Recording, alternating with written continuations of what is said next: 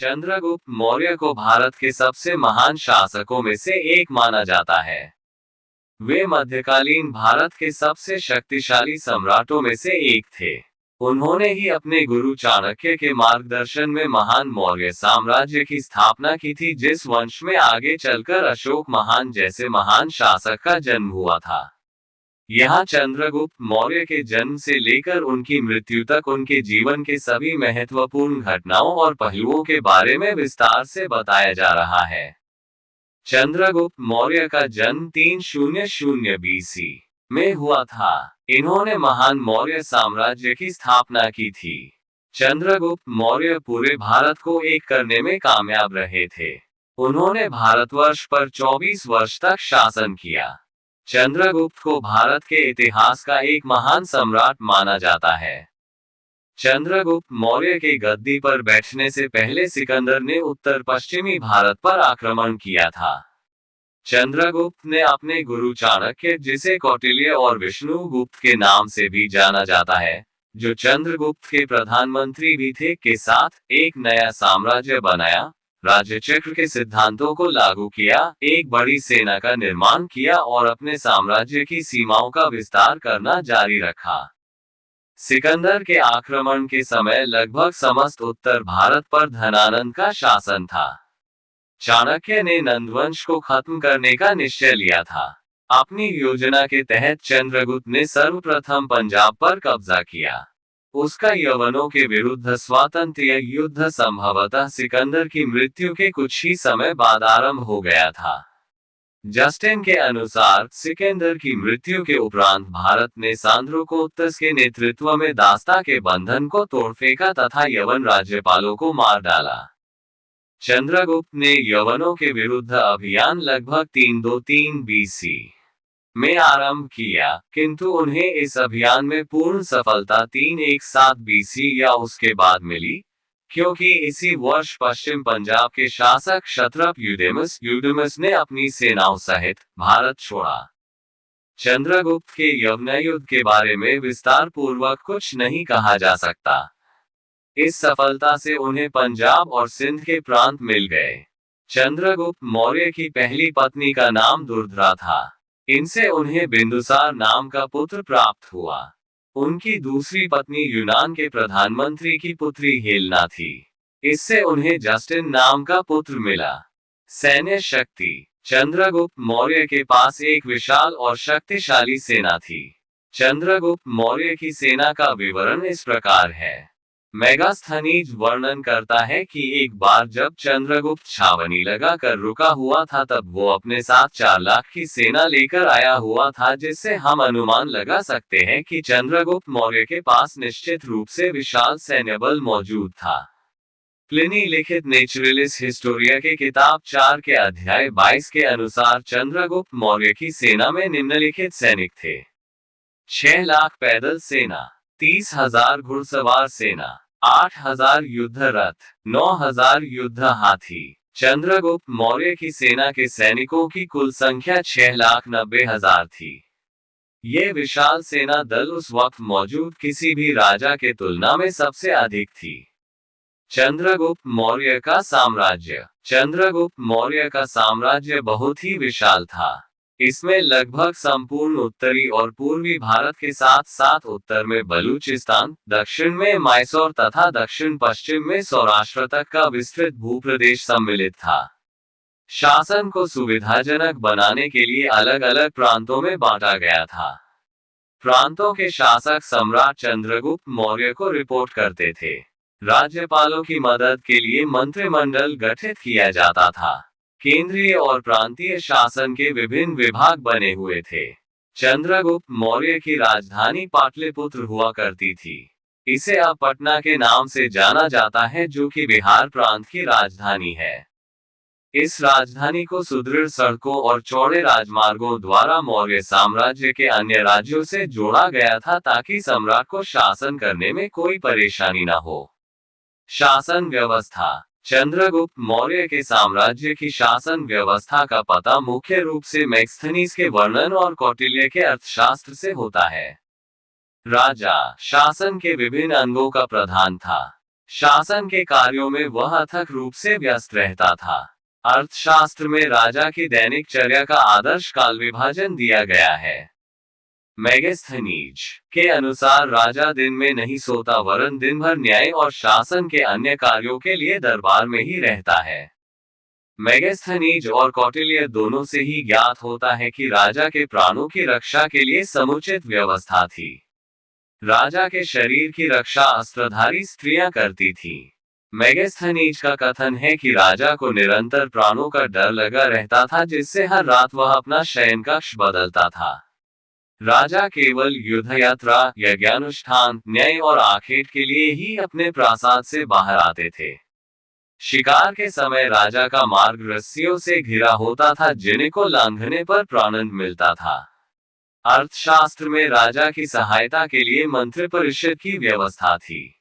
कौटिल्य के अनुसार राजा को बहुमत मानना चाहिए और आवश्यक प्रश्नों पर उपस्थित मंत्रियों का विचार जानने का प्रयास करना चाहिए। मंत्रिपरिषद की मंत्रणा को गुप्त रखने का विशेष ध्यान रखा जाता था। मेगास्थनीज ने दो प्रकार के अधिकारियों का उल्लेख किया है, मंत्री और सचिव। इनकी संख्या अधिक नहीं थी, किंतु ये बड़े महत्वपूर्ण थे और राज्य के उच्च पदों पर नियुक्त होते थे। अर्थशास्त्र में शासन के अधिकारियों के रूप में 18 तीर्थों का उल्लेख है। शासन के विभिन्न कार्यों के लिए पृथक विभाग थे, जैसे कोष, आकर, लक्षण, लवण, सुवर्ण, कोष्ठागार, पण्य, कुप्य, आयुधागार, पौतव, मान, शुल्क, सूत्र, सीता, सुरा, सून, मुद्रा, विविध, द्यूत, वंधनागार, गौ, नौ, पत्तन, गणिका, सेना, संस्था, देवता आदि, जो अपने अपने अध्यक्षों के अधीन थे। मेगास्थनीज के अनुसार राजा की सेवा में गुप्तचरों की एक बड़ी सेना होती थी। ये अन्य कर्मचारियों पर कड़ी दृष्टि रखते थे और राजा को प्रत्येक बात की सूचना देते थे। अर्थशास्त्र में भी चरों की नियुक्ति और उनके कार्यों को विशेष महत्व दिया गया है। मेगास्थनीज ने पाटलिपुत्र के नगर शासन का वर्णन किया है, जो संभवतः किसी न किसी रूप में अन्य नगरों में भी प्रचलित रही होगी। अर्थशास्त्र में दो प्रकार की न्याय सभाओं का उल्लेख है और उनकी कार्यविधि तथा अधिकार क्षेत्र का विस्तृत विवरण है। साधारण प्रकार धर्मस्थीय को दीवानी और कंटकशोधन को फौजदारी की अदालत कह सकते हैं। दंडविधान कठोर था, शिल्पियों का अंगभंग करने और जानबूझकर विक्रय पर राजकर न देने पर प्राणदंड का विधान था। विश्वासघात और व्यभिचार के लिए अंगच्छेद का दंड था। मेगास्थनीज ने राजा को भूमि का स्वामी कहा है। भूमि के स्वामी कृषक थे। राज्य की जो आय अपनी निजी भूमि से होती थी उसे सीता और शेष से प्राप्त भूमिकर का भाग कहते थे। इसके अतिरिक्त सीमाओं पर चुंगी, तटकर, विक्रय कर, तोल और माप के साधनों पर कर, द्यूत कर, वेश्याओं, उद्योगों और शिल्पों पर कर, दंड तथा आकर और वन से भी राज्य को आय थी। अर्थशास्त्र का आदर्श है कि प्रजा के सुख और भलाई में ही राजा का सुख और भलाई है। अर्थशास्त्र में राजा के द्वारा अनेक प्रकार के जनहित कार्यों का निर्देश है, जैसे बेकारों के लिए काम की व्यवस्था करना, विधवाओं और अनाथों के पालन का प्रबंध करना, मजदूरी और मूल्य पर नियंत्रण रखना। मेगास्थनीज ऐसे अधिकारियों का उल्लेख करता है जो भूमि को नापते थे और सभी को सिंचाई के लिए नहरों के पानी का उचित भाग मिले, इसलिए नहरों और प्रणालियों का निरीक्षण करते थे। सिंचाई की व्यवस्था के लिए चंद्रगुप्त ने विशेष प्रयत्न किया। इस बात का समर्थन रुद्रदामन के जूनागढ़ के अभिलेख से होता है। मेगास्थनीज ने चंद्रगुप्त के सैन्य संगठन का भी विस्तार के साथ वर्णन किया है। चंद्रगुप्त की विशाल सेना में 6 लाख से भी अधिक सैनिक थे। सेना का प्रबंध युद्ध परिषद करती थी, जिसमें 5-5 सदस्यों की 6 समितियां थीं। इनमें से 5 समितियां क्रमशः नौ, पदाति, अश्व, रथ और गज सेना के लिए थी। एक समिति सेना के यातायात और आवश्यक युद्ध सामग्री के विभाग का प्रबंध देखती थी। मौर्य शासन के स्रोत। मौर्य शासन के बारे में हमें विभिन्न स्रोतों के द्वारा पता चलता है। ऐसे कई ग्रंथ और स्मारक मिले हैं जिनसे चंद्रगुप्त मौर्य के शासनकाल और उनके जीवन के बारे में हमें विभिन्न ग्रंथों और स्मारकों के द्वारा पता चलता है। इन पुस्तकों और स्मारकों के बारे में यहाँ विस्तार से बताया जा रहा है। प्राचीन ऐतिहासिक पुस्तक, अर्थशास्त्र, कौटिल्य, मुद्रा राक्षस, विशाखादत्ता, इंडिका, मेगास्थेनिस, महाभाष्य, पतंजलि, मालविकाग्निमित्रम, कालिदास, हर्षचरित, बाणभट्ट, अभिलेख, शिलालेख प्रमाण, अशोक के अभिलेख, शिलालेख, खारवेल के हाथी गुम्फा शिलालेख, अखंड भारत। चंद्रगुप्त का साम्राज्य अत्यंत विस्तृत था। इसमें लगभग संपूर्ण उत्तरी और पूर्वी भारत के साथ साथ उत्तर में बलूचिस्तान, दक्षिण में मैसूर तथा दक्षिण पश्चिम में सौराष्ट्र तक का विस्तृत भूप्रदेश सम्मिलित था। इनका साम्राज्य विस्तार उत्तर में हिंदकुश तक, दक्षिण में कर्नाटक तक, पूर्व में बंगाल तथा पश्चिम में सौराष्ट्र तक था। साम्राज्य का सबसे बड़ा अधिकारी सम्राट स्वयं था। शासन की सुविधा की दृष्टि से संपूर्ण साम्राज्य को विभिन्न प्रांतों में विभाजित कर दिया गया था। प्रांतों के शासक सम्राट के प्रति उत्तरदायी होते थे। राज्यपालों की सहायता के लिए एक मंत्री परिषद हुआ करती थी। केंद्रीय तथा प्रांतीय शासन के विभिन्न विभाग थे और सबके सब एक अध्यक्ष के निरीक्षण में कार्य करते थे। साम्राज्य के दूरस्थ प्रदेश सड़कों एवं राजमार्गों द्वारा एक दूसरे से जुड़े हुए थे। पाटलिपुत्र, आधुनिक पटना, चंद्रगुप्त की राजधानी थी, जिसके विषय में यूनानी राजदूत मैक्सथनीज ने विस्तृत विवरण किया है। नगर के प्रशासनिक वृत्तांतों से हमें उस युग के सामाजिक एवं आर्थिक परिस्थितियों को समझने में अच्छी सहायता मिलती है। मौर्य शासन प्रबंध की प्रशंसा आधुनिक राजनीतिज्ञों ने भी की है, जिसका आधार कौटिल्य अर्थशास्त्र एवं उसमें स्थापित की गई राज्य विषयक मान्यताएं हैं। चंद्रगुप्त के समय में शासन व्यवस्था के सूत्र अत्यंत सुदृढ़ थे। चंद्रगुप्त मौर्य के द्वारा प्राप्त की गई विजय। चंद्रगुप्त मौर्य ने अलेक्जेंडर को चाणक्य नीति के अनुसार चलकर ही हराया था।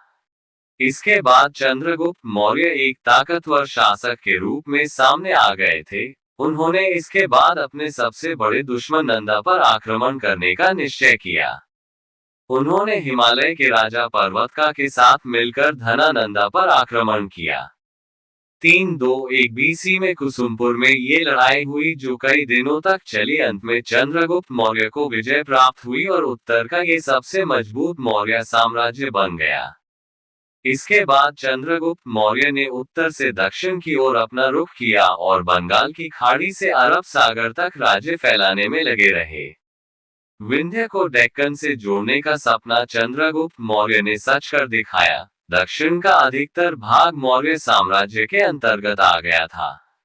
305 बीसीई में चंद्रगुप्त मौर्य ने पूर्वी पर्शिया में अपना साम्राज्य फैलाना चाहा। उस समय वहां सेल्यूकस निकेटर का राज्य था, जो सेल्यूसिड एम्पायर का संस्थापक था। वह अलेक्जेंडर का जनरल भी रह चुका था। पूर्वी पर्शिया का बहुत सा भाग चंद्रगुप्त मौर्य जीत चुके थे। वे शांति से इस युद्ध का अंत करना चाहते थे। अंत में उन्होंने वहां के राजा से समझौता कर लिया और चंद्रगुप्त मौर्य के हाथों में सारा साम्राज्य आ गया। इसी के साथ निकेटर ने अपनी बेटी की शादी भी चंद्रगुप्त मौर्य से कर दी। इसके बदले उसे 500 हाथियों की विशाल सेना भी मिली, जिसे वे आगे अपने युद्ध में उपयोग करते थे। चंद्रगुप्त मौर्य ने चारों तरफ मौर्य साम्राज्य खड़ा कर दिया था। बस कलिंगा, अब उड़ीसा और तमिल इस साम्राज्य का हिस्सा नहीं था। इन हिस्सों को बाद में उनके पोते अशोका ने अपने साम्राज्य में जोड़ दिया था। चंद्रगुप्त मौर्य का जैन धर्म की ओर झुकाव। चंद्रगुप्त मौर्य का झुकाव जैन धर्म की तरफ तब हुआ जब वे लगभग 50 साल से अधिक उम्र के हो चुके थे। उन्होंने जैन धर्म की दीक्षा प्राप्त की और वह जैन धर्म के नियमों का कड़े रूप से पालन करने लगे। वे जैन धर्म के मूल सिद्धांतों जैसे सत्य, अहिंसा और व्रत एवं सदाचार आदि का कड़ाई से पालन करने लगे थे। चंद्रगुप्त मौर्य की मृत्यु। चंद्रगुप्त मौर्य की मृत्यु 340 बीसी में हुई थी। कहा जाता है कि उन्होंने संथरा नियम का पालन करते हुए खुद अपने प्राण त्याग दिए थे। संथरा एक प्रकार का जैन धर्म का व्रत होता है, जिसमें व्यक्ति तब तक कुछ खाया पिया नहीं जाता जब तक वह मृत्यु को प्राप्त नहीं हो जाता। कुछ इतिहासकारों के मुताबिक चंद्रगुप्त मौर्य ने संतराव व्रत का पालन करते हुए कर्नाटक में अपने प्राण त्याग दिए थे।